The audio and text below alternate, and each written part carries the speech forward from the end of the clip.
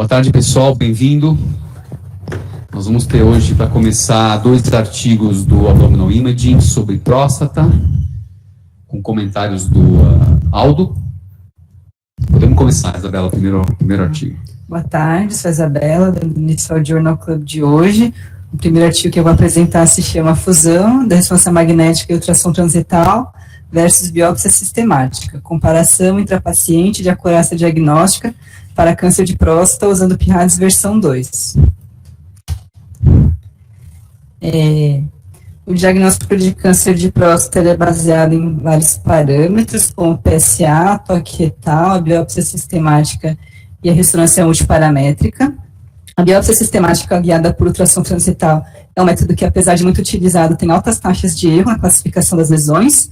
Cerca de 25% a 42% das lesões sofrem downgrade e 14% upgrade quando comparadas com os espécimes ressecados, enquanto que a ressonância multiparamétrica é um método de imagem de maior acurácia para o diagnóstico e estadiamento local.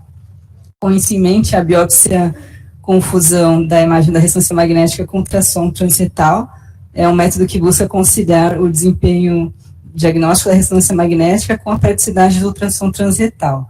Quando a gente fala em biópsia com fusão, a gente pode estar se referindo à biópsia cognitiva, no qual o radiologista ele olha a imagem da ressonância e depois vai fazer um ultrassom transretal, tentando se orientar pelo que ele observou na ressonância, ou a fusão por software, que é no qual um software recebe as imagens da ressonância magnética e ele faz a fusão enquanto ele recebe as imagens que estão sendo adquiridas simultaneamente de um transdutor transretal que está acoplado a ele, como, por exemplo, nessa máquina aqui.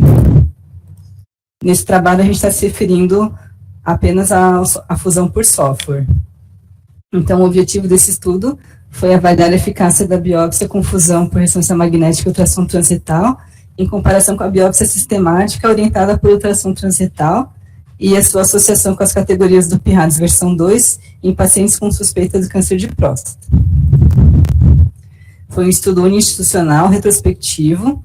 A população foram pacientes com suspeita de câncer de próstata por elevação do PSA e ou toque retal, que apresentavam categorias PIRADS 3 a 5 na ressonância magnética e que realizaram tanto a biópsia com fusão e a biópsia sistemática, de abril de 2016 a março de 2017, sendo um número total de 122 pacientes. Os exames de ressonância foram realizados numa máquina de 3 Tesla, com os parâmetros ajustados ao PIRADS versão 2, com a gestão do meio de contraste. E a interpretação foi feita por radiologistas com pelo menos 3 anos de experiência em próstata, de acordo com a classificação do PIRADS versão 2. A técnica da fusão foi realizada nesse aparelho chamado BioJet, que é aquele que eu mostrei no primeiro slide. Foi realizada por um radiologista com 6 anos de experiência, que realizou a marcação das áreas suspeitas, e foram adquiridas 6 amostras de cada lesão por core biopsy. Aqui é um exemplo da interface do aparelho que fica enquanto ele está realizando a fusão. Enquanto que a técnica da biópsia sistemática foi orientada por um ultrassom transretal e foram colhidas 13 amostras por corpo também, nos restantes estendidos. A análise da anatomia patológica foi realizada por um patologista único, com 10 anos de experiência. Nos relatórios, eles incluíam o número de amostras positivas e o score de Gleason. Foi considerado um resultado positivo quando o Gleason era maior ou igual a 6, e foi considerado câncer clinicamente significativo no Gleason maior ou igual a 3/4. E também foram incluídos nos estudos os espécimes dos pacientes que realizaram prostatectomia radical. A análise estatística foi realizada nesse software, foram realizadas medidas de tendência central e dispersão, teste de Q quadrado para comparação do desempenho das técnicas. E também foi realizada análise de subgrupos de acordo com a localização e no subgrupo com biópsias anteriores negativas. Os resultados, a população foi um N de 122, como eu já mencionei, a idade média de 63 anos, com valor de PSA médio de 5,8. Quanto à concordância histológica das categorias PIRADS, foi observada uma boa concordância do que é esperado, para cada categoria. Dentre os considerados PIRADS 3, 20% eram cânceres clinicamente significativos, no PIRADS 4, 52%, e no PIRADS 5, 77%. Quando comparando a biópsia por fusão com a biópsia sistemática, foi visto que na técnica por fusão foram detectados mais cânceres do que na na técnica de biópsia sistemática, e também que a técnica de fusão detectava mais cânceres clinicamente significativos do que a biópsia sistemática. Juntando todos os cânceres encontrados, tanto na fusão quanto na biópsia sistemática, foram cerca de 50% dos pacientes tinham cânceres clinicamente significativos e 18% não clinicamente significativos. De todos os pacientes, 36% foram encontrados em ambos os métodos, 19% apenas na fusão e 12% apenas na biópsia sistemática.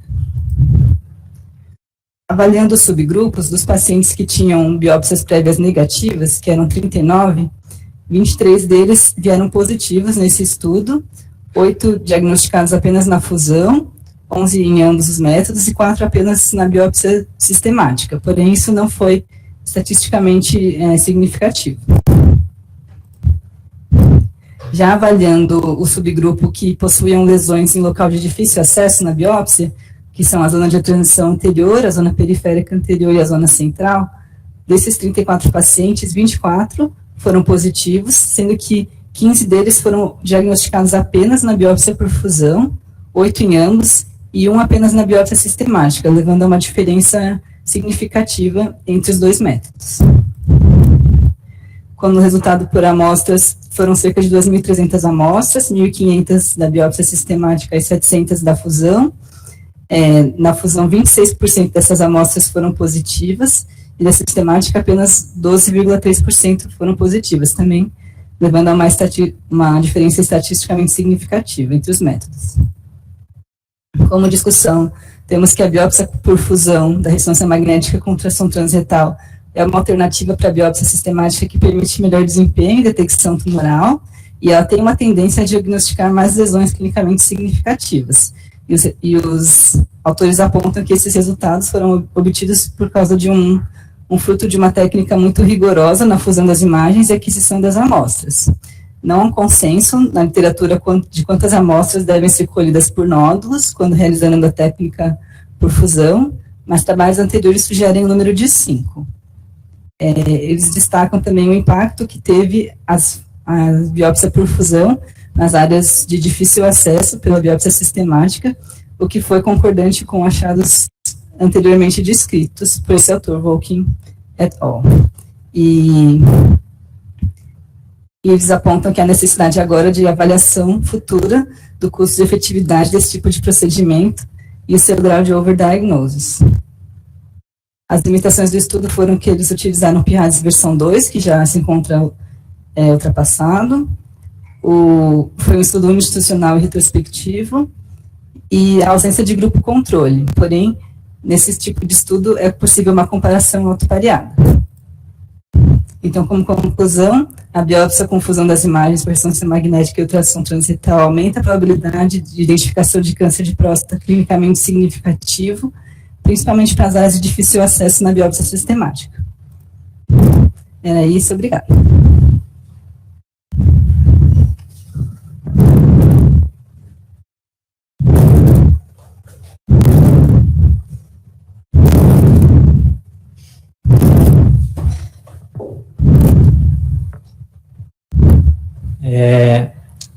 Boa tarde para todo mundo. Isabela, obrigado, viu? Gostei muito da sua apresentação aí. Acho que você se superou mais uma vez. Teve a oportunidade de dar uma olhadinha no artigo. Todos os dois trabalhos, acho que são trabalhos que têm muitos dados, e a forma como você repaginou para apresentar os dados, os resultados, achei que ficou bem legal, tá? E a parte inicial também, acho que foi bem direcionada na introdução para o público-alvo da apresentação. Gastou um pouquinho mais na parte de metodologia, que é importante quando a gente quer discutir o trabalho, e a forma como você apresentou os resultados ficou bem legal. Então, acho que para as duas apresentações eu já vou adiantar isso. Uhum. Bom, em relação ao tema mesmo e aos resultados, né, já existe algum corpo de literatura, Então, esse não é o primeiro artigo, não é o maior, está longe de ser o maior artigo, com o maior número de casos, da utilidade da biópsia guiada por fusão, no caso, fusão por software e hardware, né? Na verdade, a guia também, a sonda é especial.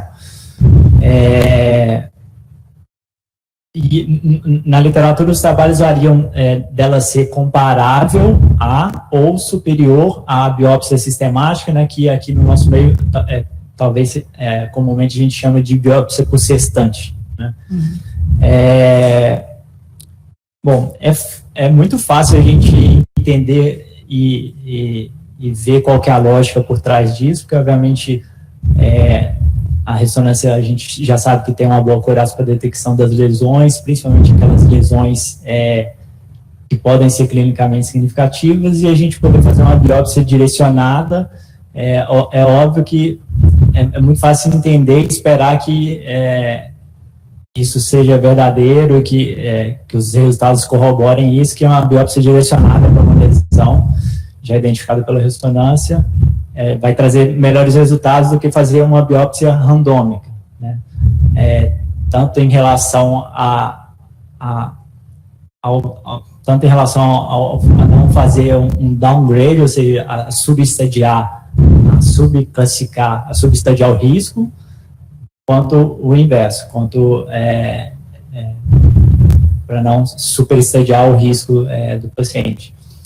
Agora, acho que assim, não foi muito o foco do trabalho e, infelizmente, pelos dados que ele apresentou, a gente não consegue fazer essa segunda avaliação, mas talvez fosse mais tão interessante quanto se ele comparasse, né, a biópsia guiada por fusão versus a biópsia randômica, no grupo de lesões de localização difícil, né, como ele chamou, que são basicamente as lesões anteriores e apicais, versus as outras lesões, né? Ele apresenta dados de todo o grupo e dados desse subgrupo de lesões difíceis, porque, infelizmente, a gente não pode extrapolar os dados, né, só das lesões de localizações não difíceis entre aspas, porque podem ser, né, não é possível a gente extrapolar esses dados da forma que foi apresentado no trabalho. Mas eu estou falando isso tudo, estou me enrolando um pouquinho, mas é porque, na verdade, assim, sem dúvida nenhuma, a grande vantagem da biópsia guiada por fusão, seja um método cognitivo ou por software, é dessas lesões de difícil acesso. Então, as lesões posteriores, então zona periférica posterior, talvez em próstatas grandes ou muito grandes, em que a gente faça um número de cores pequeno, 12, que é geralmente habitual, existem lugares ainda que fazem 6 amostras só, mas em média 12, e em muitos lugares fazem até mais. Talvez em próstata grande seja fácil perder lesão posterior, mas na maioria das próstatas, nas próstatas não muito grandes, talvez o centro da lesão, a área mais agressiva não seja amostrada, mas é mais fácil amostrar. Agora, já nas lesões anteriores, a maioria delas vai passar batida na biópsia por sextante mesmo, e sem dúvida é a grande vantagem. Bom, acho que no nosso meio a gente vê cada vez mais a biópsia guiada, principalmente pelo método cognitivo, né? Acho que a biópsia por fusão de software ainda não está amplamente disponível no nosso meio. Está aumentando, a gente tem visto mais, a gente tem conseguido conversar com os urologistas e explicar, falar, olha, já fez ressonância, já está biopsiado, a biópsia veio negativa, mas se for rebiopsiar, faz com fusão para essas lesões, tá? Então, para as lesões anteriores, a gente tem A gente não indica o procedimento, mas a gente tem a orientar, ó, se for rebiopsiar, é preferível que seja por fusão. Tá? Então, a gente tem visto isso. E assim, tem algumas outras questões técnicas, o autor destacou isso na discussão, que foi o número de amostras de cada lesão, né, que eles na instituição deles é em número de 6. A maioria dos trabalhos iniciais, o trabalho cardinal de biópsia por fusão, que é do JAMA 2015, eram 2 amostras, os principais trabalhos são todos de 2 amostras, depois viram que fazer mais amostras seria melhor, né? Então, ele trouxe esse dado da literatura de um trabalho prévio indicando 5 e eles fizeram com 6. Então, para muitas das lesões, que às vezes não são lesões tão grandes, é muita amostragem mesmo, se tirar 6 segmentos de lesões pequenas, tá? Com menos de 1 centímetro. Basicamente isso. Se alguém aí quer alguma coisa, alguém que está acompanhando de casa também quiser fazer algum comentário. Acho que não. Obrigado, Aldo. Algum comentário, pessoal do chat que está acompanhando, José, sobre esse artigo?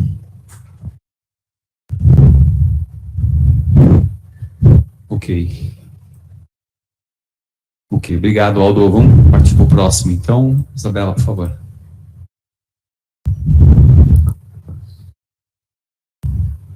Bom, dando continuidade, o segundo artigo que eu vou apresentar se chama Ressonância magnética com contraste dinâmico, o papel dos parâmetros qualitativos e quantitativos para a avaliação de tumores de próstata estratificado por score de Gleason e P-RADS versão 2. Então, a injeção dinâmica do contraste, ela permite uma avaliação morfológica e funcional dos tecidos e estruturas, tanto por uma análise qualitativa quanto quantitativa. E o P-RADS versão 2 utiliza ela como um biomarcador para melhor detecção do câncer de próstata, porém apenas como uma avaliação visual se há realce precoce da lesão.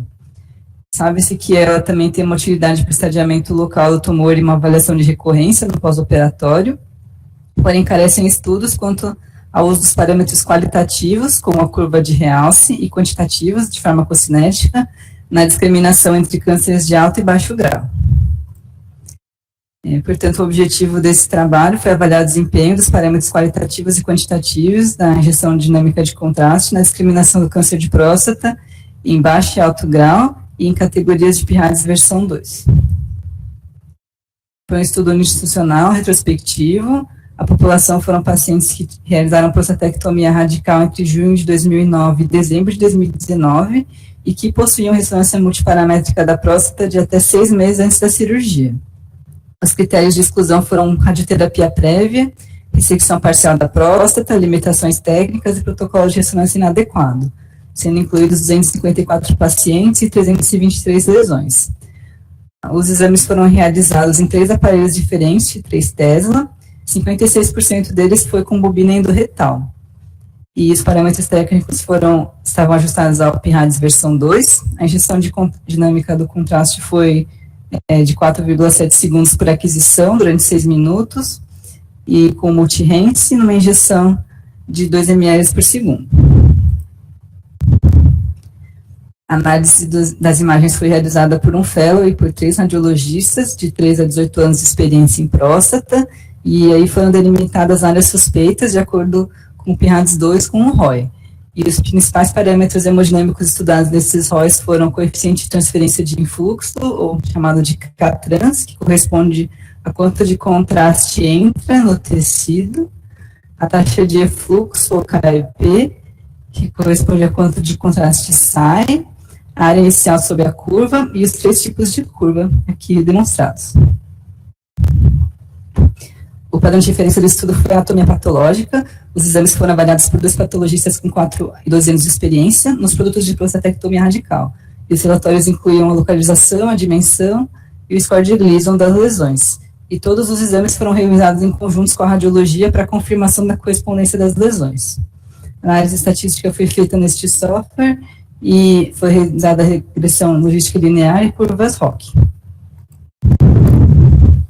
Então, dos resultados, a população foi 254 pacientes, com uma idade média de 62 anos, um valor médio do PSA de 6 nanogramas por decilitro. De todos os exames, houve uma boa distribuição entre as 3 categorias do PIRADS, e apenas 17% deles eram ISUP-1, todos os demais categorias acima. Então, avaliando os parâmetros de farmacocinética, foi observado que o K-trans aumentava, foi a maior nos tumores de alto grau em relação aos de baixo grau, e também ele tendia a aumentar conforme a categoria PIRADS. E o KIP também era maior nas lesões de alto grau, em comparação com as de baixo grau, e também tendia a aumentar conforme a categoria do PIRADS. E a área sob a curva também é a mesma coisa, teve uma área maior nas lesões de alto grau e aumentava conforme aumentava a categoria PIRADS. Sobre a distribuição das curvas, foi observado que em todas as categorias PIRADS e em todos os graus histológicos, a curva mais prevalente é a do tipo 3. Porém, há uma maior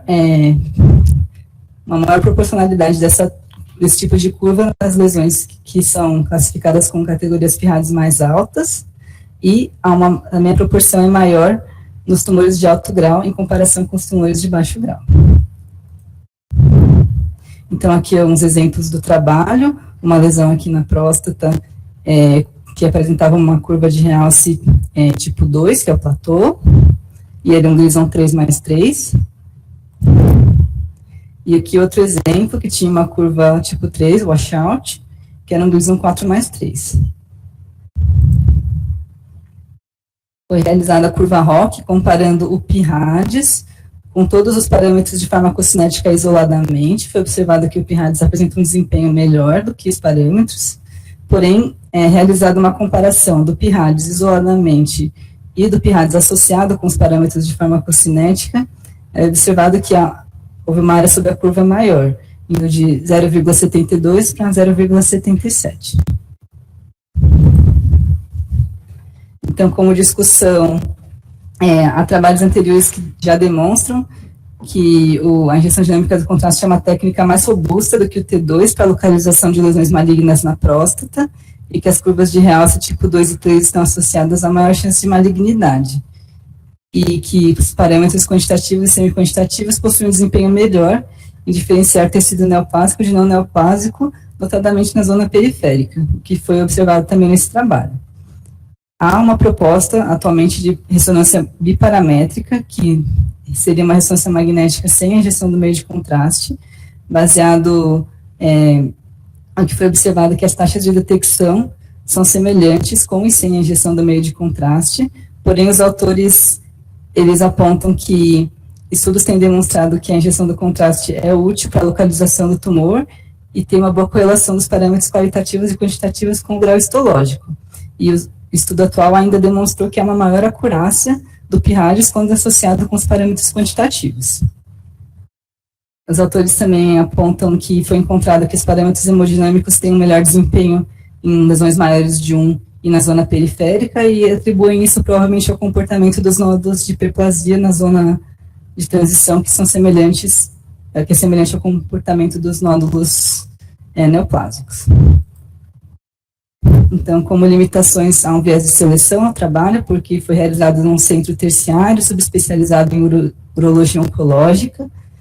Apenas pacientes que realizaram prostatectomia radical foram incluídos e tratou-se de um estudo retrospectivo.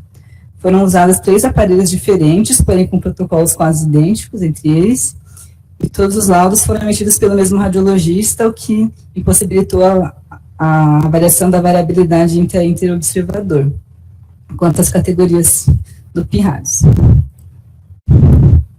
Então, como conclusão, os achados hemodinâmicos quantitativos e qualitativos sugestivos de agressividade estão relacionados com tumores de mais alto grau e categorias PIRADS mais altas, e esses resultados sugerem que a injeção dinâmica do contraste pode ser usada em conjunto com a difusão e o T2 na distinção de tumores de próstata mais agressivos. É isso, obrigada.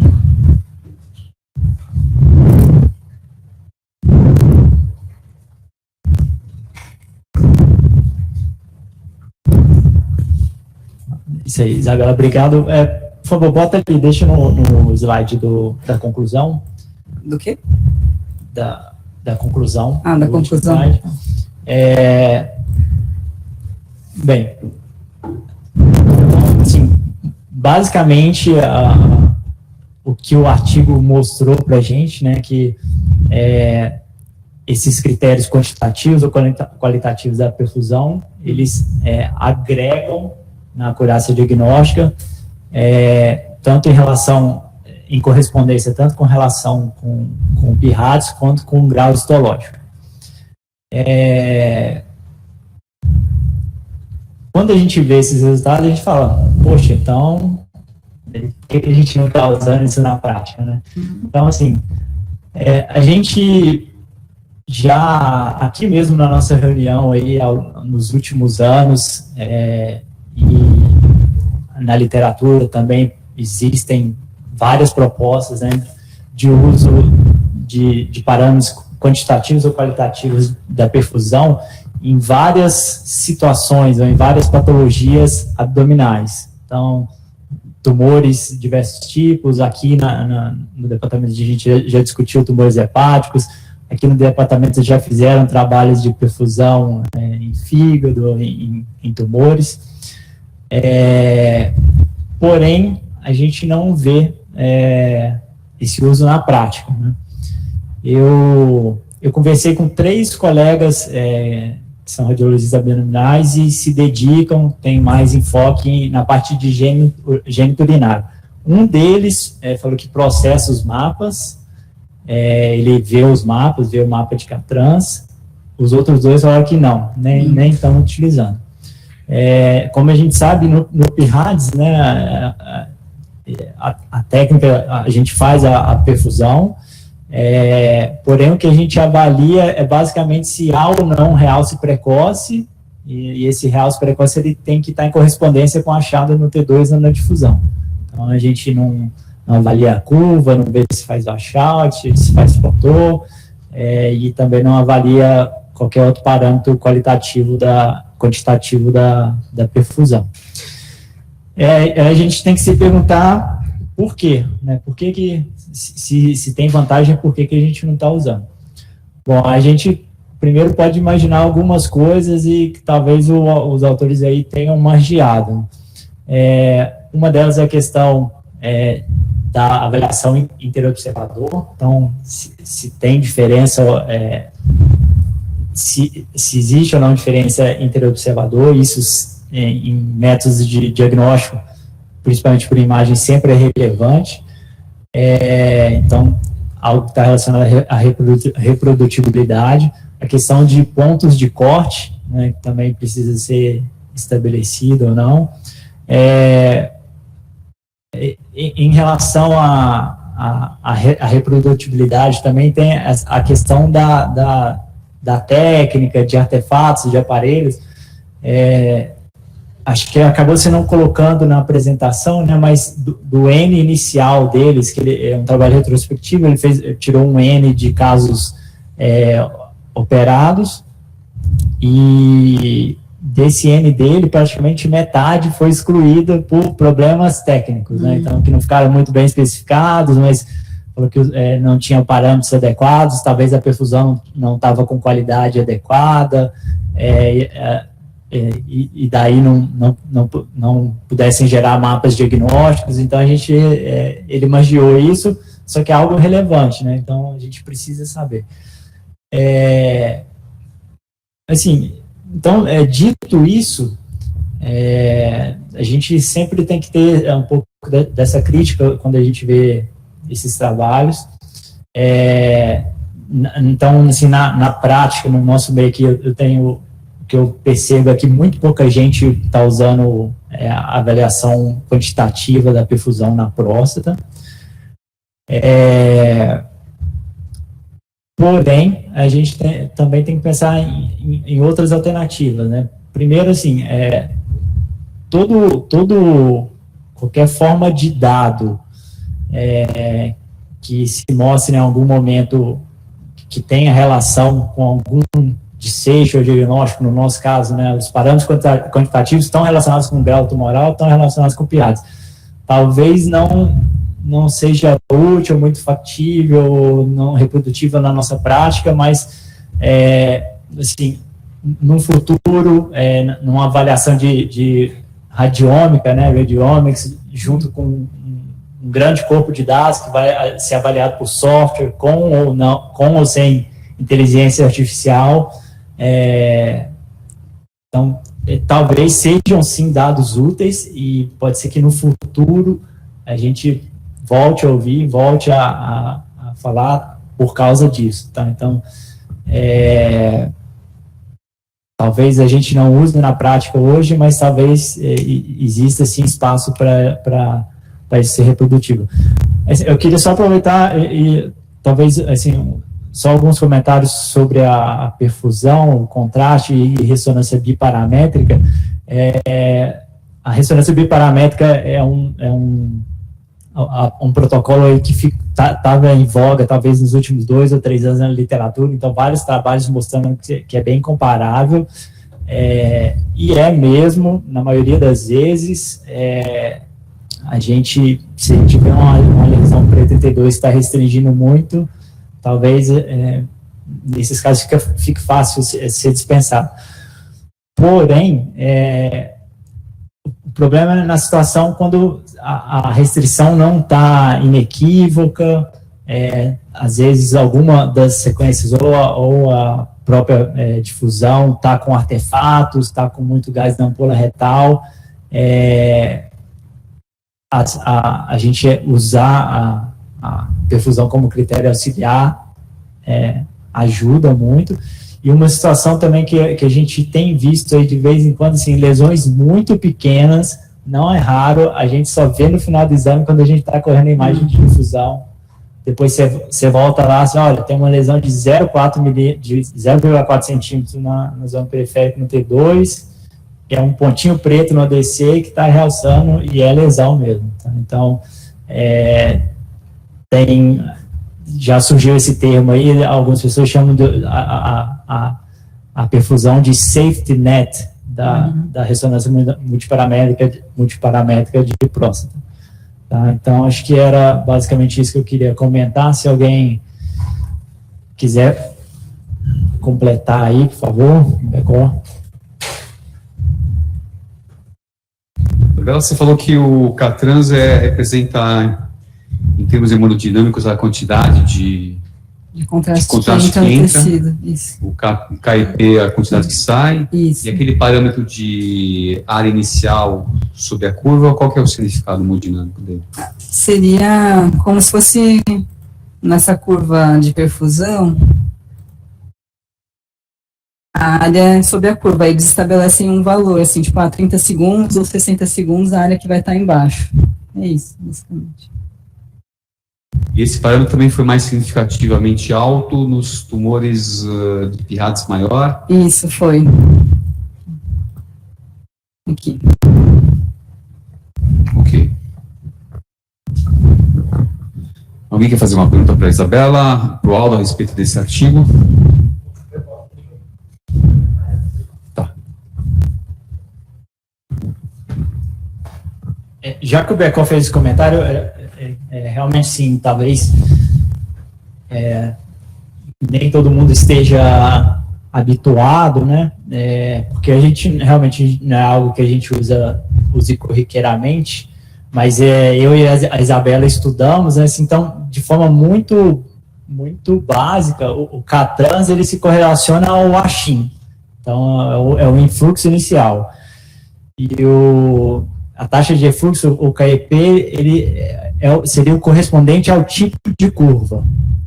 Então, essa curva com platô ou a curva com washout seria o parâmetro relacionado ao KEP. A área sobre a curva de realce seria o volume mesmo de contraste, tá? que chega.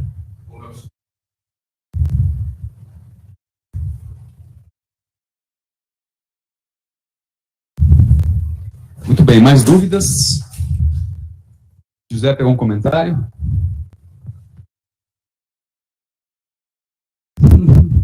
Novamente. Muito bom, vamos lá. Lucas, vamos apresentar os casos? Vamos começar com a série de casos. O Lucas R2 vai apresentar o primeiro.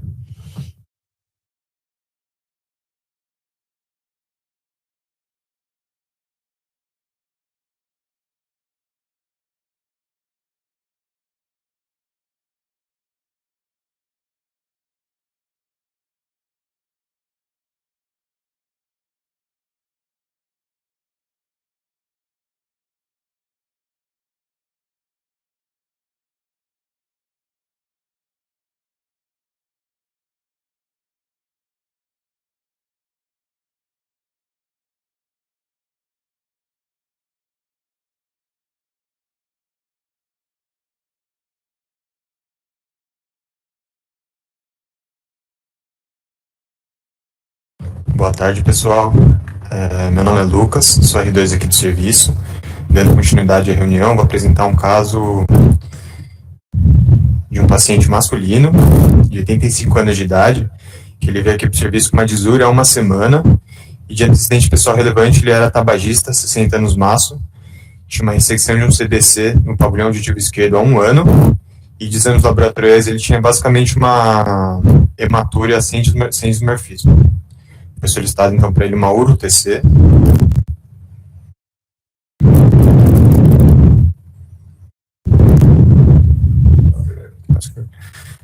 Então, ele tinha uma massa na topografia de meato ureteral direito, com acometimento de bexiga e vesícula seminal lateral. Aqui é a próstata dele. E aqui nessa imagem sagital a gente consegue ver que tem uma acentuada dilatação do sistema coletor montante.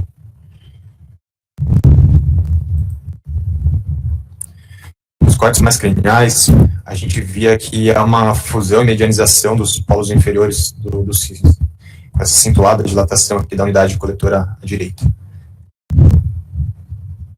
Bom, qual é o seu diagnóstico? A. Metástase. B. Neuroendócrino de bexiga. C. Adenocarcinoma prostático. Ou D. Neoplasia primária de vesícula seminal.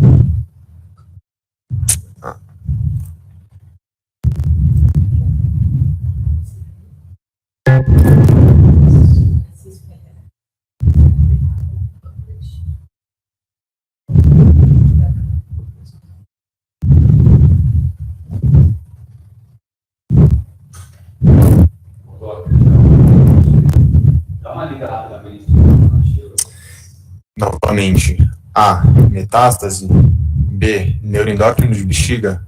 C. Adenocarcinoma prostático. Ou D. Neoplasia primária de vesícula seminal. Podem votar, pessoal.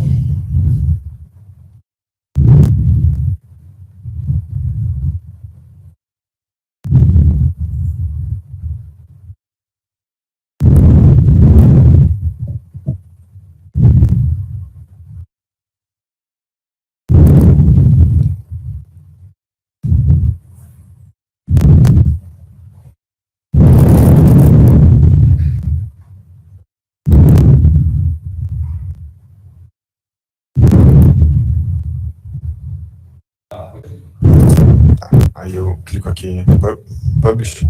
Tá. Legal.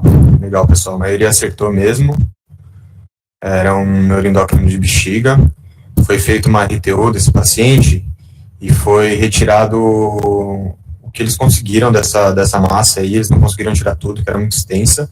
E o anátomo patológico veio como carcinoma neuroendócrino de pequenas células da bexiga.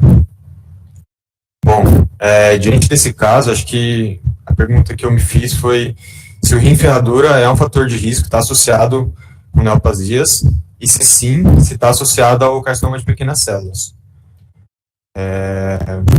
O rim ferradura é uma entidade comum, presente em cerca de 1 para 400, 1 para 500 mil nascidos vivos, e já é sabido que ele é associado a diversas alterações do sistema urinário, entre eles hidronefrose, cálculos, infecção, todas as alterações, elas estão envolvidas, seja como fator causal ou de consequência, com uma estase urinária que esses pacientes têm. Essa estase, ela pode também gerar um contato prolongado com componentes carcinogênicos, que pode ter nessa urina excretada, e isso pode explicar alguns achados que existem na literatura, de que os rins em ferraduras, eles estão associados, sim, a algumas neoplasias. Tem algumas revisões da literatura já um pouco mais antigas, né?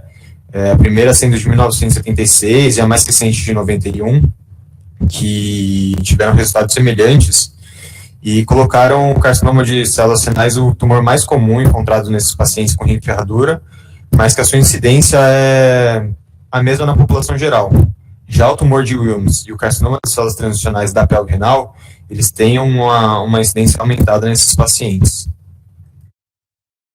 Falando agora um pouco de carcinoma de neuroendócrino de pequenas células da bexiga, é uma neoplasia rara, agressiva, que é responsável por menos de 0,5% das neoplasias de bexiga. Seu fator de risco principal é o tabagismo, que é semelhante ao de células transicionais, porém a sua histogênese ela não é muito conhecida, assim, não se sabe se ela vem das próprias células neuroendócrinas que tem na parede da bexiga, ou se ela é uma transformação metaplásica de um carcinoma de células transicionais, que é uma teoria bem relevante que existe na literatura. Por ela ser agressiva, geralmente a imagem a gente vai ver com uma massa, uma lesão tipicamente grande, nodular, que ao diagnóstico já está infiltrando estruturas adjacentes, e é localizada principalmente na parede lateral. Ela tem um alço geralmente heterogêneo, com necrose central. Diante disso que eu falei, eu não consegui achar na literatura uma associação do pequenas células de bexiga com rim em ferradura, mas que eu acho que existe uma associação teórica, porque se a gente considerar que uma das hipóteses para a gênese do pequenas células de bexiga é uma transformação metaplásica de um carcinoma de células transicionais, que na verdade é visto em 2/3 dos casos, são vistos eles associados, em 2/3 dos casos até de pequenas células de bexiga. E a gente contar que o rim em ferradura aumenta a incidência desses casos de carcinoma de células transicionais, eu acho que existe sim uma associação teórica, mas que eu não achei nenhum artigo específico falando sobre isso. Bom, o que eu aprendi nesse caso é que o rim em ferradura é um fator de risco para neoplasias renais do sistema coletor, e que, apesar de ser mais agressivo, o carcinoma de células de pequenas células tem uns achados de imagem que são inespecíficos e a gente não consegue cravar pela imagem. Geralmente esses casos acabam indo para a agulha mesmo. Era isso, gente. Obrigado. Esses tumores costumam ser hipervasculares na fase arterial, não? Eu achava que sim também, mas pelo que eu vi na literatura, é que o aspecto deles é bem parecido com o de células transicionais, assim, não tem uma diferença no real. Eu achava que teria, mas pela literatura eles falam que não. Tá. José? Oi. Obrigado, Daniel. Lucas, fazer 2 ou 3 comentários, né? Volta, por favor, nas 4 hipóteses alternativas diagnósticas que você colocou, por favor. Só explicar, né, por que não é uma e outra, né? Você queria comentar, Lucas, por que isso não deveria ser uma carcinoma de próstata ou uma neoplasia seminal? Bom, quanto a metástase, eu acho que a história oncológica que ele tinha era um CBC, que não costuma metastatizar assim, esse tipo primário.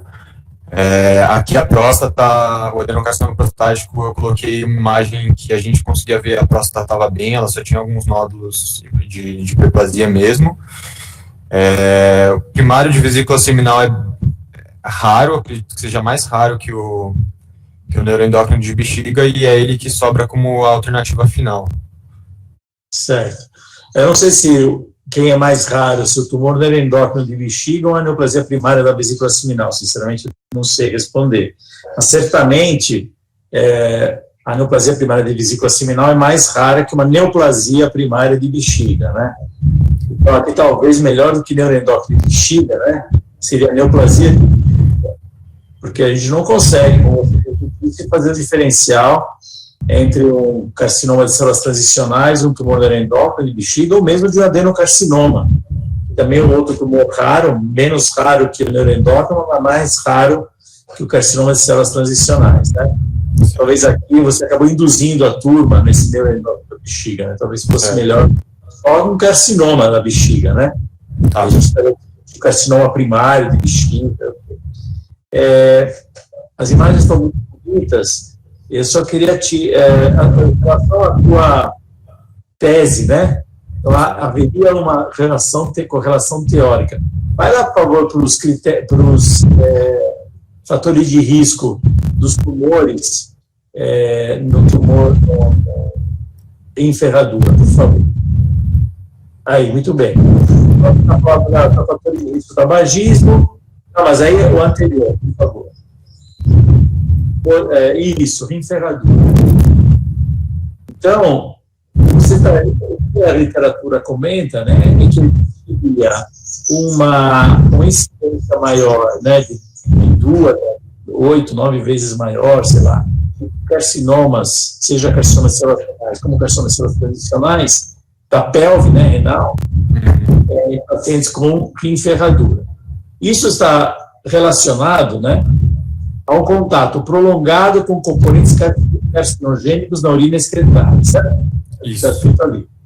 Então, eu parto do pressuposto que esse contato prolongado é decorrente de estase no sistema coletor, certo? Certo. Essa estase no sistema coletor, ela acontece aonde há um déficit de drenagem, certo? Certo. Esse déficit de drenagem, no ferradura, via de regra, se não há outras variantes anatômicas, malformações, ocorrem na junção ureteropiélica. Você tem uma angulação da junção ureteropiélica e, portanto, uma dificuldade de drenagem. Portanto, Lucas, esse raciocínio vale para carcinomas transicionais do sistema coletor alto e não baixo. Certo. Certo? Então, talvez explicasse um tumor neuroendócrino, talvez explicasse um tumor neuroendócrino da pelve, mas não da bexiga. Certo. Certo? Porque um paciente que tem um ferradura, sem outra variante anatômica, teria uma estase de urina na bexiga. De fato. Então, só como mensagem final, eu diria que não há evidências de uma relação, de uma associação entre ferradura e tumores renais, e tumores vesicais, de uma forma geral, e muito menos de tumor neuroendócrino. Certo? É um lindo caso, muito raro, eu nunca tinha visto, pelo menos eu não me lembro de ter visto um neuroendócrino de bexiga. A gente sabe que pode ocorrer em qualquer lugar do corpo, né? Os tumores neuroendócrinos. Eu não tinha visto na bexiga, está aí um lindo caso, parabéns. Assim, imagens são maravilhosas. Só uma curiosidade, não temos ressonância nesse caso? Não, esse caso ele só fez tomografia e o paciente ele era bem grave, já era paliativo, ele evoluiu a óbito. Entendi. Muito obrigado.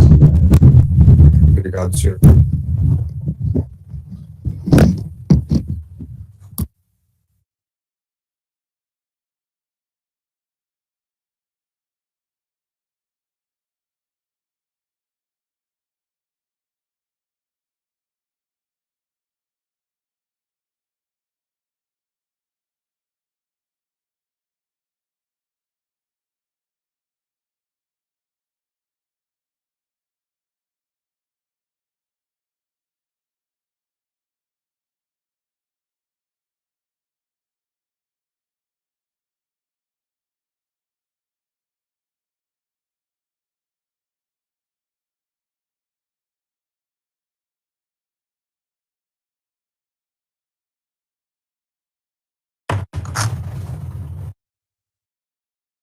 Olá, boa tarde. Eu sou Mariana, residente aqui do departamento. Vou dar continuidade aos casos.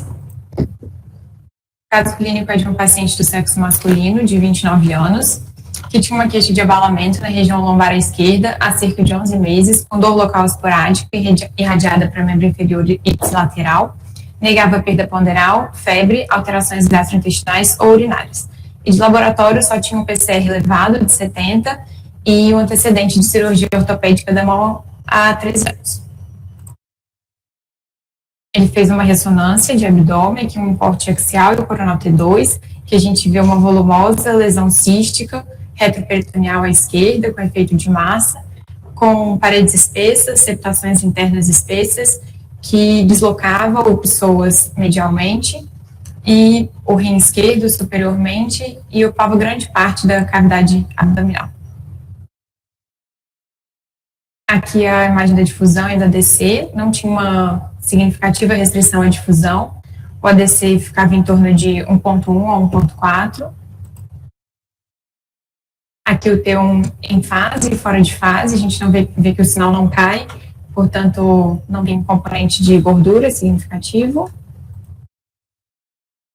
E aqui as sequências pós-contraste, que a gente vê que a parede e os septos internos apresentavam realce no meio de contraste. Então, eu pergunto a vocês, qual o diagnóstico que vocês dariam para essa lesão? Letra A, cistadenoma mucinoso, letra B, teratoma cístico, letra C, linfangioma cístico, letra D, mesotelioma cístico e letra E, chivanoma cístico.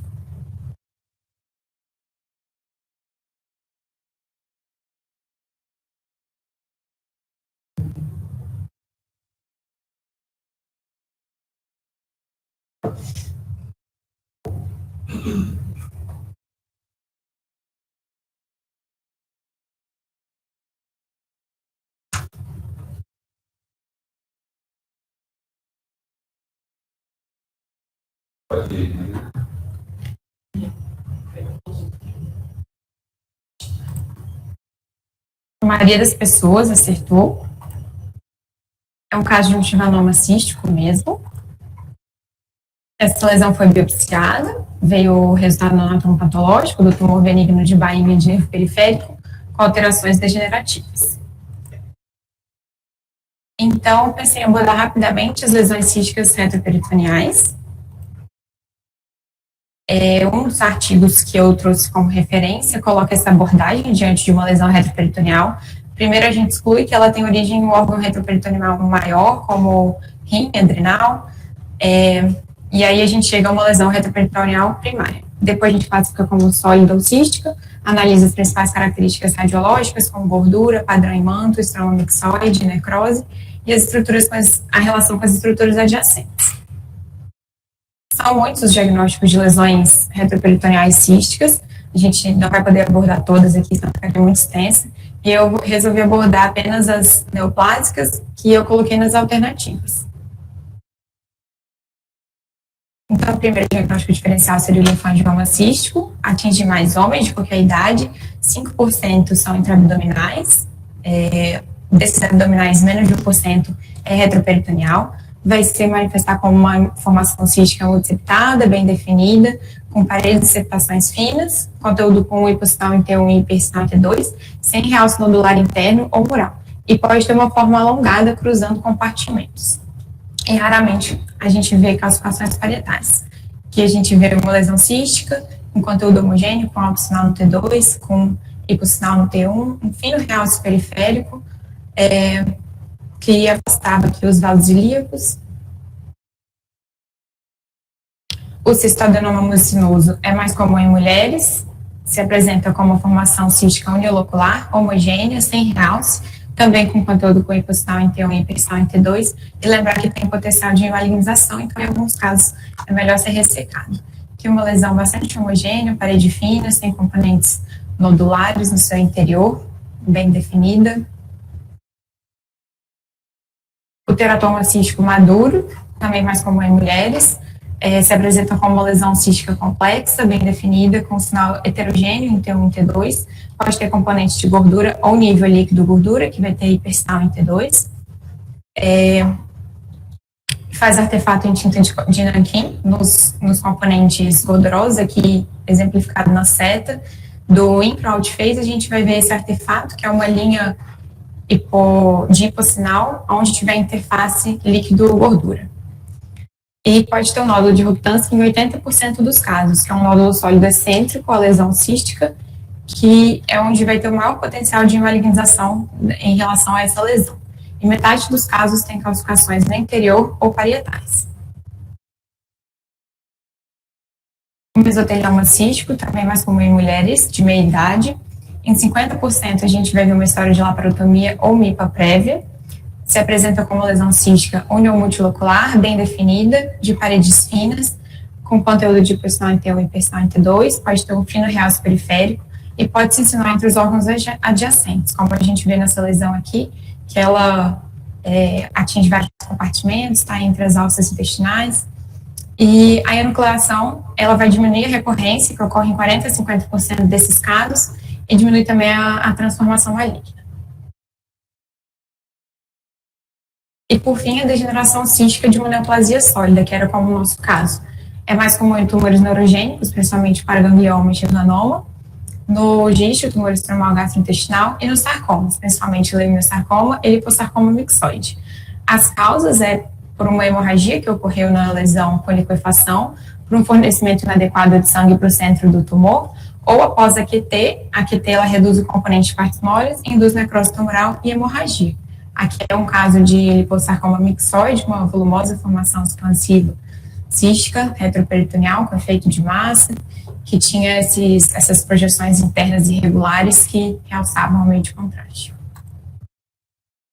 Então, quando a gente vai pensar em um tumor neurogênico, quando tiver uma faixa etária mais jovem, a localização vai ajudar, que vai ser ao longo dos gânglios simpáticos, que é na região paraespinhal, na medula adrenal ou nos órgãos de Zucker-Kendall, que são na região paraórtica, principalmente ao redor da artéria mesentérica inferior, e vai ter, normalmente, ausência de sinais de gravidade clínica.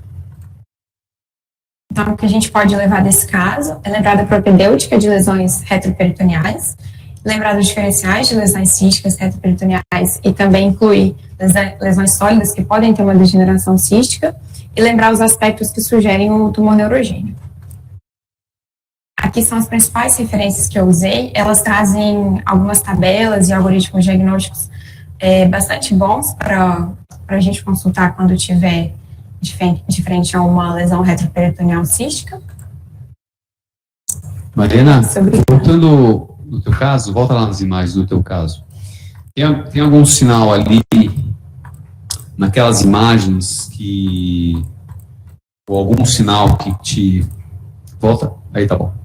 Que te faz pensar mais naquela opção do schwannoma cístico? Algum sinal radiológico aí nos códigos de ressonância?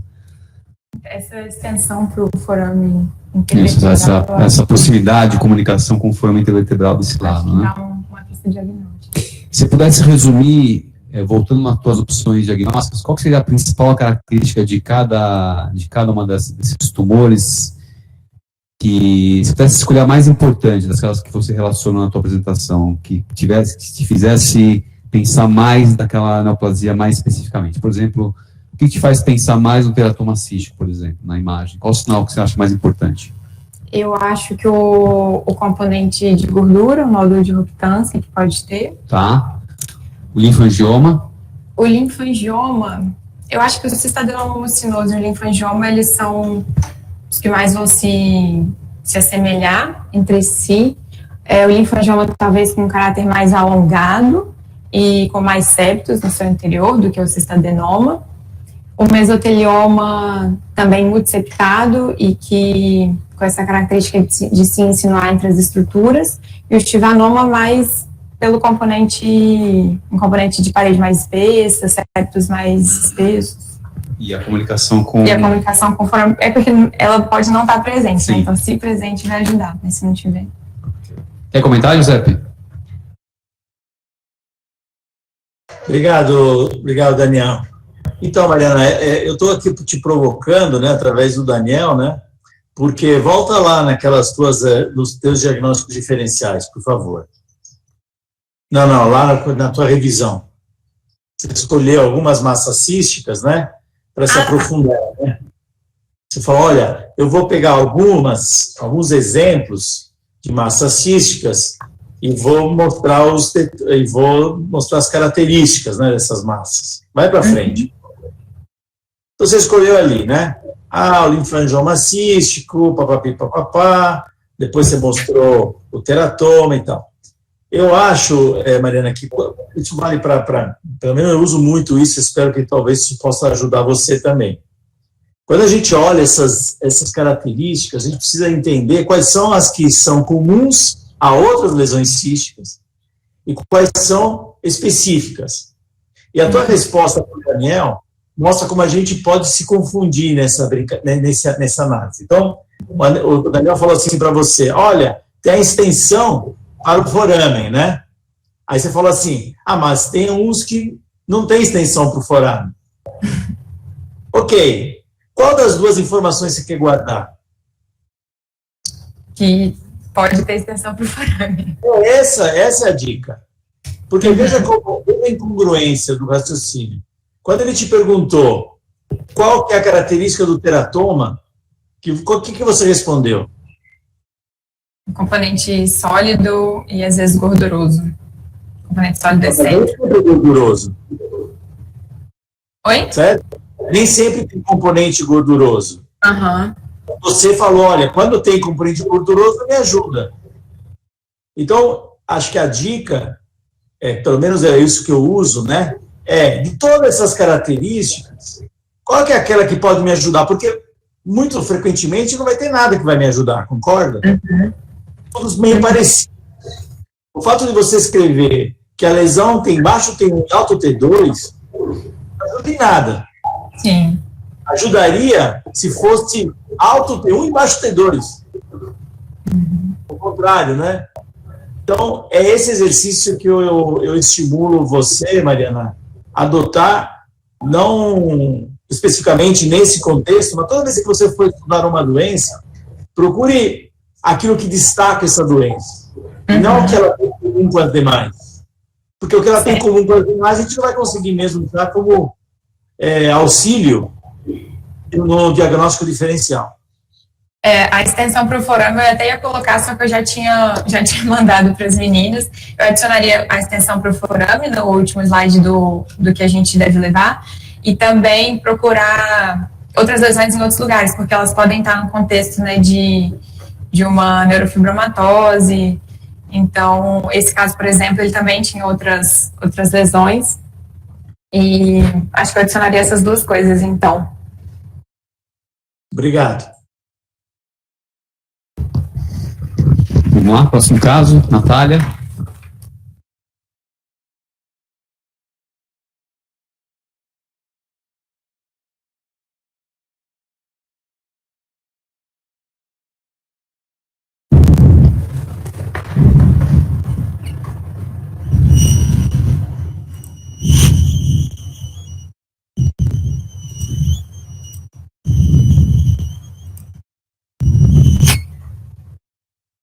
Bom, vamos dar continuidade então aos casos. Eu sou a Natália, sou fellow da Medicina Interna.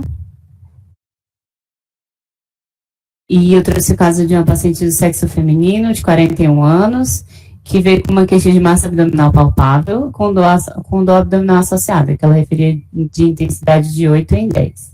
Tinha também plenitude pós-prandial, mas negava a perda de peso e alteração dos hábitos do hábito intestinal. Como antecedentes, ela tinha um antecedente de parto cesárea há 3 anos. Então, ela prosseguiu com a investigação primária com a tomografia. Então, aqui nas imagens a gente pode ver que tinha uma massa localizada no ventre esquerdo do reto abdominal, fusiforme, discretamente heterogênea, que tinha realce pelo meio de contraste. E ela prosseguiu com a investigação com a ressonância magnética.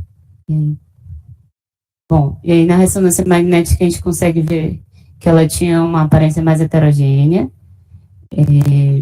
A localização, né, que já foi citada, tinha um realce também heterogêneo pelo meio de contraste. E aqui a difusão nada muito expressivo.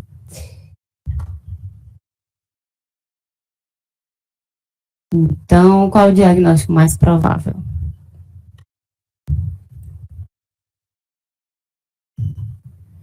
Então, as hipóteses que eu coloquei aqui foram sarcoma fibroblástico, tumor desmoide, fasciite nodular e hematoma de parede abdominal.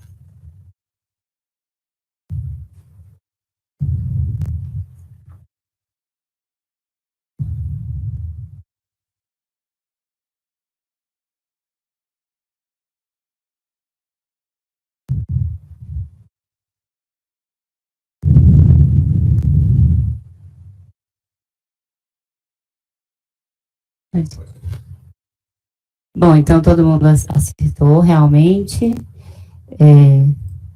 A imagem é bem típica, né? Um tumor desmoide. Então, só para a gente relembrar, é uma neoplasia mesenquimal fibroblástica com potencial localmente agressivo e sem potencial metastático. É uma neoplasia rara, né? 0,03% de todas as neoplasias, e mesmo das de tumores de tecidos moles, ela corresponde só a 3%. A incidência média é da terceira e quarta década de vida. Ela pode ser intraabdominal, extraabdominal ou na parede, que era o caso. E nessa localização de parede é a localização mais comum quando está associada com a gestação, que era o nosso caso. Aqui, né, um exemplo de uma tomografia mostrando uma lesão, nesse caso, que era intraabdominal, mostrando seu realce heterogêneo e a relação com as estruturas adjacentes. Então, na TC ela vai ter essas características, né? E na ressonância também vai ter um sinal variável, que isso vai depender, né, da composição dela, a neoplasia mesenquimal. Então, quanto maior a deposição de colágeno, vai ter um sinal menor em T2. E quanto menos celularidade, também um sinal menor. E aí tem alguns fatores de risco associados a essa neoplasia, como, por exemplo, a polipose adenomatosa familiar, a síndrome de Gardner, trauma, cirurgia prévia, que era o caso, né, da paciente, e uso de contraceptivos orais. E esse tumor tem um prognóstico variável. Ele pode tanto crescer, como estabilizar, como regredir espontaneamente. E mesmo quando é optado por fazer a cirurgia, a ressecção cirúrgica tem uma alta taxa de recorrência. Aqui eu trouxe um outro exemplo aqui de imagens de ressonância, né, de tumor desmoide, nesse caso aqui na parede, no tórax, né, na região apical do tórax, do hemitórax esquerdo. E devido a esse prognóstico variável, essa alta taxa de recorrência, foi feito esse questionamento, né? Existe algum aspecto de imagem nesse tumor que a gente possa associar a uma progressão tumoral? E então, vendo na literatura, existe sim. Existe já alguns trabalhos, e eu trouxe um aqui para exemplificar. Esse artigo, ele usou 30 pacientes que tinham tumor desmoide com anatomo patológico, que foi feita a observação ativa, com ressonância seriada. A média foi de 5,9 meses entre cada exame, que não foi feita intervenção de imediato. E as imagens foram avaliadas por dois radiologistas, e baseado nesse conceito, que o hipersinal em T2 reflete o conteúdo de água no tumor, e, por consequência, né, de componentes celulares, foi determinada a porcentagem do volume tumoral que tem hipersinal em T2, nesses pacientes, né, na imagem inicial. Foi definido como hipersinal o sinal mais alto que o músculo adjacente, e foi dividido em dois grupos. Então, o grupo que tinha 90% ou mais de volume tumoral com hipersinal em T2, que aqui tem um exemplo, nessa imagem de cima, e o grupo com menos de 90%, que é esse exemplo da imagem abaixo. E foi observado, e foi definido como progressão de doença, foi definido pelo critério do RECIST, que é um aumento de mais de 20% da medida do maior eixo do tumor.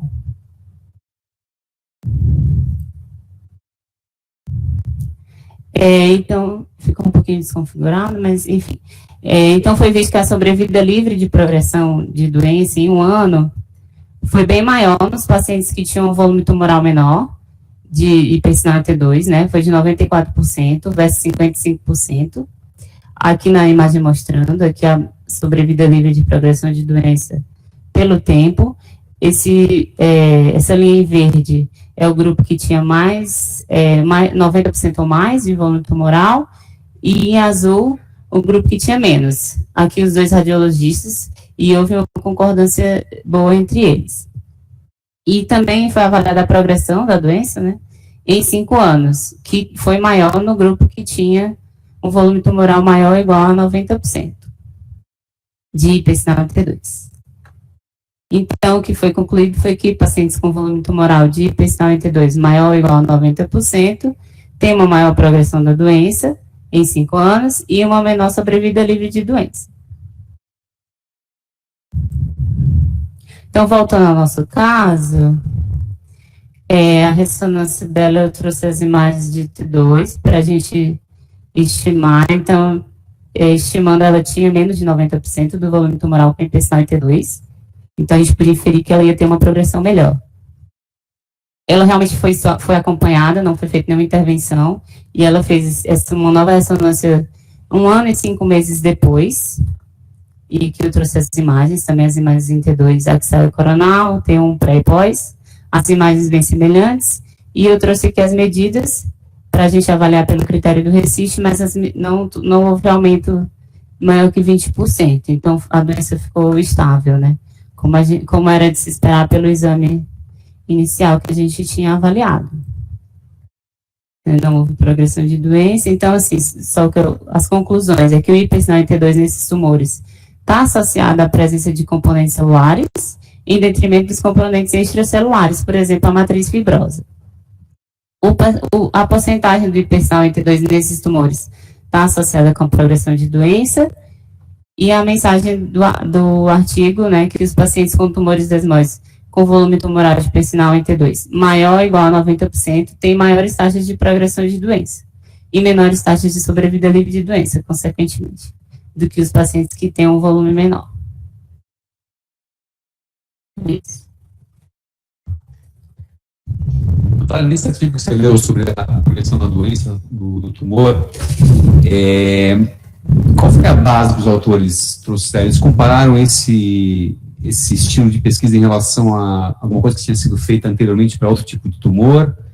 Como é que eles tiveram essa ideia de avaliar a porcentagem de hipersinal T2 para avaliar a progressão tumoral? Foi baseado nesse conceito do sinal mesmo, né? O conceito que o sinal mais alto está associado a um conteúdo de água e, consequentemente, maior componente celular. Então, eles citam outros trabalhos que foram feitos a respeito de outros tumores com o mesmo intuito? Não cita.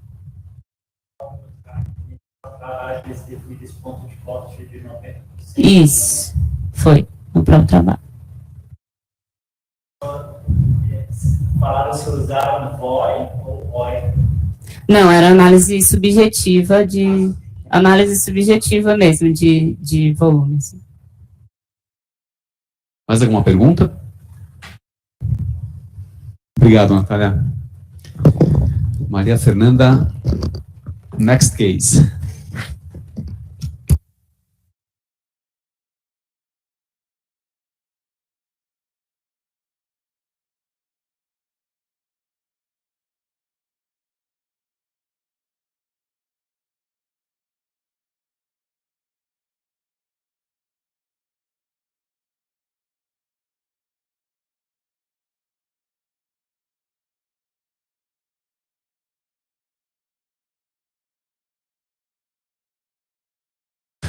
Vamos para o próximo caso.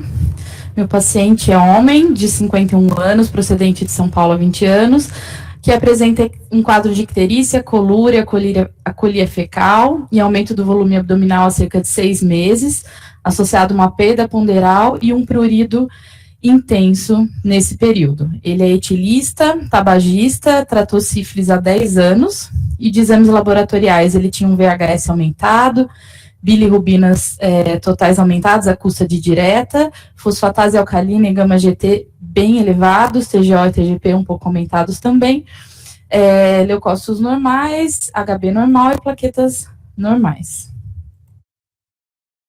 Então, ele fez uma ressonância para investigar, né, um exame inicial, onde a gente vê aqui no colédoco essa imagem irregular, não bem uma massa, né, mas um tecido irregular aqui acometendo o colédoco, um leve espessamento, também visto aqui no T2 axial, Eu trouxe as melhores imagens, porque o exame não ficou tão bom assim, né? Aí eu trouxe as imagens que eu achei que deu para demonstrar melhor.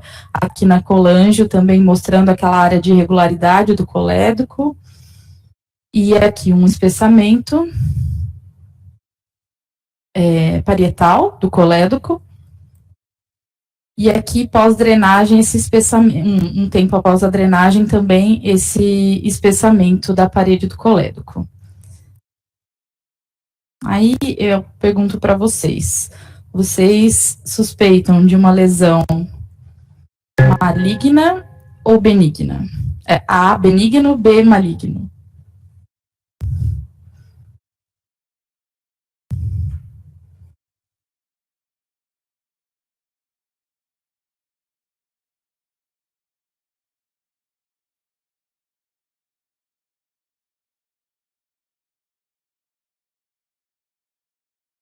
Pode ir? Bom, então, né, ficou quase meio a meio, né? 7 votaram em A e 6 votaram em B. E realmente essa foi a nossa dúvida, né? Então, seria um colangiocarcinoma, que seria uma neoplasia esperada nessa topografia, ou uma outra etiologia benigna. A princípio, o que foi considerado inicialmente uma suspeita de uma colangite por IgG4, aí eu trouxe aqui algumas informações. A colangite por IgG4, ela é 90% dos casos associada a pancreatite autoimune, sendo 10% ocorrendo isoladamente, acomete mais homens na 7ª, 8ª década de vida, apresenta sintomas colestáticos como o nosso paciente, e o IgG4 ele é elevado, é um marcador específico, porém esse trabalho aqui traz, né, que 10% do CEP, 15% colangiocarcinoma e 5% da população saudável também vão ter IgG4 elevados. E no aspecto de imagem, ocasiona esse espessamento parietal simétrico das vias biliares, principalmente no segmento intrapancreático, que é o mais comum, com uma preservação do lúmen e também traz uma dilatação pré-estenose, e envolve a vesícula biliar em 51% dos casos. E esse mesmo trabalho traz essa tabela mostrando aspectos de imagem para diferenciar a colangite por IgG4, a CEP e o colangiocarcinoma, mostrando então que a primeira acomete mais as vias as vias biliares extrapancreáticas, como eu falei, por um envolvimento mais longo e contínuo. A luz ela fica o lúmen fica visível, né, não obliterado, está associado à pancreatite autoimune e trata bem responde bem ao corticoide. O CEP, ele tem associação de vias biliares extra e intrapancreáticas, Oi?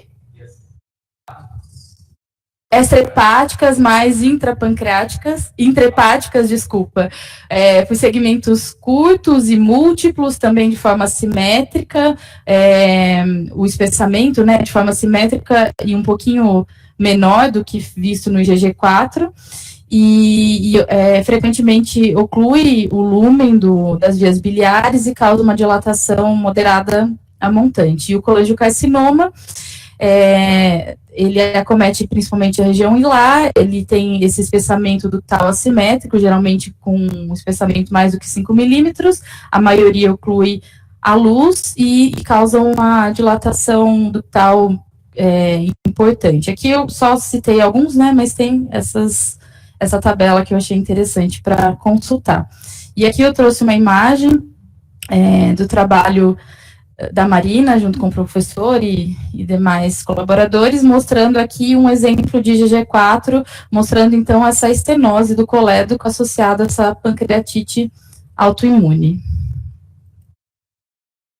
E aí eu trouxe desse trabalho que o professor já citou já em algumas explicações para a gente, em relação ao colangiocarcinoma, né? Quando a gente tem uma imagem suspeita, lembrando que a imagem suspeita para colangiocarcinoma seria, então, uma estenose das vias biliares acima de 12 milímetros, a espessura do espessamento ductal mais do que 3 milímetros, um hiperrealce da parietal na fase portal ou na de equilíbrio, uma assimetria parietal e uma irregularidade luminal. Então, quando tem uma imagem suspeita, é feita a biópsia, o CA19-9 e o IgG4, sendo que a biópsia, quando a biópsia e o CA19-9 são positivos, pensar em colangiocarcinoma.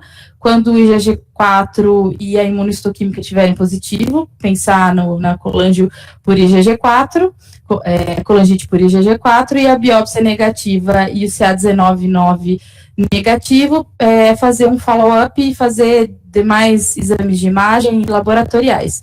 E esse trabalho ainda fala que quando frente a uma imagem duvidosa, porém ressecável e não tem a possibilidade de biópsia, é considerado a cirurgia. É possível fazer a cirurgia, que foi o caso da nossa paciente, que acabou evoluindo, para a cirurgia, porque ele não tinha possibilidade de fazer a biópsia, o CA19-9 dele era baixo, a imunoglobulina que foi feita não foi IgG4, foi imunoglobulina, também estava dentro do esperado, e aí ele evoluiu então com uma hepatectomia esquerda, linfadenectomia hilar, ressecção da via biliar, anastomose biliodigestiva em 2 bocas, e o resultado dessa lesão no ducto foi uma colangite aguda supurativa, envolvendo o ducto hepático comum, portanto uma lesão benigna. Aqui a imagem do intraoperatório, mostrando então a artéria hepática, a divisão da direita à esquerda, a porta e o colédoco, mostrando aqui nesse mix a lesão que a gente via na ressonância, uma lesão endurecida, que no intraoperatório foi descrita dessa forma. E bem aderente, eles tiveram muita dificuldade para soltar aqui a artéria, para ver se não estava envolvendo também, pegando a artéria. E aí, em relação à colangite, ela resulta da obstrução e superposição bacteriana, tem diversas causas, entre elas até o colangiocarcinoma, e a causa mais comum de obstrução biliar é a coledocolitíase, e o bicho, né, mais comum é a Escherichia coli. Então, o que eu aprendi com esse caso, que nem todo espessamento nas vias biliares extrahepáticas é um colangiocarcinoma, pensar em colangiocarcinoma quando presente aquelas características que eu citei, e também lembrar que o CA19-9 e o IgG4, eles auxiliam no diagnóstico, seguindo aquele diagrama que eu mostrei anteriormente. É isso, obrigada. Fernanda, esse paciente não tinha condições de fazer Biópsia? Não tinha como ser feito por aqui, e ele não tinha como fazer externamente, por isso que acabou evoluindo para a cirurgia. Então nem foi aventada a possibilidade de colocar uma prótese, nada disso? Ele só drenou, realmente, e só que, assim, mesmo com a imagem dessa forma, duvidosa, né, eles pensaram mais que seria realmente um colangiocarcinoma, porque a bilirrubina dele continuava aumentando, mesmo com a drenagem, então eles preferiram fazer a cirurgia. A drenagem como? Externa e interna. Tá. Transparieto hepática. Tá. O Giuseppe está elogiando aquela foto, né, aquela correlação átomo-radiológica. E qual é o exame laboratorial, Giuseppe? Dele? Qual o exame laboratorial dele? Ele tinha leucócitos, VHS, PCR. Então, leucócitos estava normal, VHS estava aumentado. Você tem aí o slide? Oi? Primeiro slide. Volto. Tá um pouquinho ruim de ouvir, desculpa. Aqui. O leuco dele chegou até 11 mil e pouco, 12 mil no máximo. E o VHS aumentado, PCR também estava um pouco aumentado, não nessa ocasião inicial, mas também estava um pouco aumentado. O fato de estarem elevados exames laboratoriais indicando infecção não ajuda, né, necessariamente, porque pacientes com estenose tumoral também tem colangites, né? Então não adianta lá. O que eu mostrei lá no final, né, que a colangite ela pode estar, inclusive, no colangiocarcinoma. Então, é muito difícil de fazer, né, essa diferenciação por imagem. Quanto mediu o espessamento parietal? Chegava até 3 milímetros. 3 milímetros. Que é um No critério pra máximo. colangio, é um critério pra No colangio. limite. Volta naquela tabelinha lá de que diferencia um do outro. Claro. O que tinha nesse teu caso que se encaixava nesses Extrapancreático. extrahepático? Tô difícil hoje. Extrahepático. O segmento longo, acho que ele tinha 18 milímetros e contínuo para IgG4, né? E para colangiocarcinoma hilar também, não era assimétrico, era simétrico. Ocluía a luz, tanto é que na colangio ficava irregular, causava bastante dilatação ao montante, mas ficava muito em cima mesmo do muro, não entrava muito em nenhuma A dilatação é bem classificação. importante, né? De vias biliares da Sim. montante, né? Uhum. Ok. Um caso que dá bastante dúvida. A gente está com um caso muito parecido agora, e aí eu insisti para eles para ver se dá para fazer a biópsia, porque é muito semelhante. Também tem espessamento, mas é bem discreto, talvez não tão simétrico quanto esse, causa também dilatação e não tem uma massa, não tem nada, é só um espessamento. Vamos ver se eles conseguem fazer a biópsia.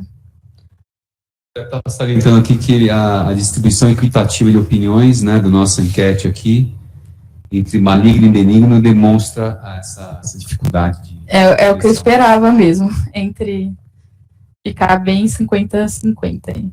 Legal. Isso, obrigada. Obrigado. Lilian, last but not the least.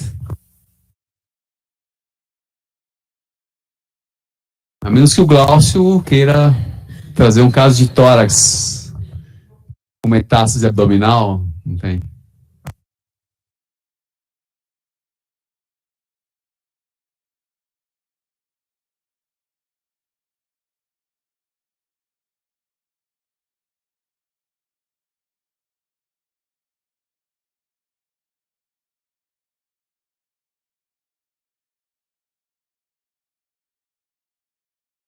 Olá, boa tarde. Eu vou dar continuidade à reunião e apresentar o último caso. O caso de hoje eu já apresentei em março, mas o paciente ele teve uma continuação na história clínica e aí é isso que eu trouxe para compartilhar com vocês. Então, o paciente é masculino, de 69 anos, ele procurou atendimento por uma nodulação palpável indolor no períneo há cerca de 2 anos, tinha uma sensação de dormência, tinha disfunção erétil e um PSA normal. Em janeiro, ele foi submetido a uma cirurgia de perineostomia e uma exérese dessa lesão, e aí ele retornou 6 meses depois para o controle. Então, vou mostrar para vocês, para relembrar a imagem inicial de janeiro, em que o paciente apresentava uma grande massa cística multiloculada na região perineal, acometia aqui também o pênis, a base do pênis, centrada no períneo. Essa lesão ela foi ressecada e o diagnóstico veio adenoma nefrogênico pela análise histopatológica e imunohistoquímica.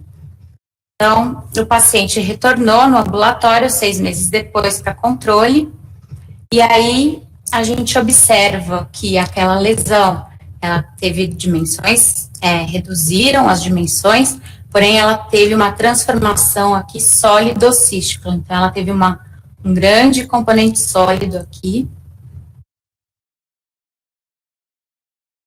com presença de realce e restrição à difusão. Um ADC de 0,8. Então, eu não vou abrir uma enquete, porque já era um diagnóstico difícil e agora, né, ficou mais, pelo menos na minha opinião, mais ainda. E qual que ficou, o que aconteceu com essa lesão? Então, foi novamente biopsiada e o diagnóstico veio um carcinoma de células claras. E aí, quando eu vi esse diagnóstico, eu pensei, qual é a relação do adenoma nefrogênico para um carcinoma de células claras?